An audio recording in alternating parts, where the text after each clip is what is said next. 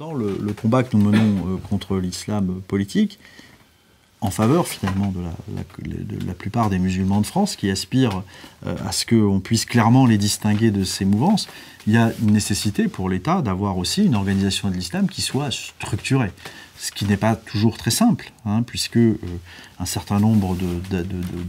mouvances islamistes ont toujours des liens avec des pays d'origine et c'est parfois un petit peu compliqué. Donc l'idée et le préalable à cette question, c'est que vous savez que le président de la République a demandé qu'on mette fin à ce qu'on appelle l'islam consulaire, c'est-à-dire ces imams détachés depuis leur pays d'origine, qui sont toujours payés par leur pays d'origine, et donc on y mettra un terme progressivement, et à partir de 2024, ce sera terminé. Et donc il faut que la religion, le culte musulman se structure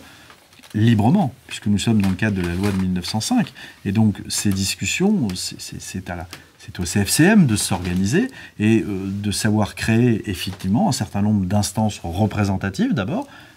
au niveau départemental si possible, c'est ce qui était souhaité pour que les préfets puissent avoir des interlocuteurs pour traiter de ces questions, et puis évidemment d'avoir un conseil des imams qui puisse parler de formation des imams, organiser les imams. Évidemment, l'État ne se mêle pas de ce genre de choses, enfin, c'est la loi de 1905 qui s'applique, mais la structuration de l'islam, c'est quelque chose qui est assez fondamental, au même titre que d'autres religions sont structurées, il y a des interlocuteurs. Après, la question de la représentativité de ces structures, bon, elle laisse à désirer, y compris dans d'autres religions. Je crois qu'il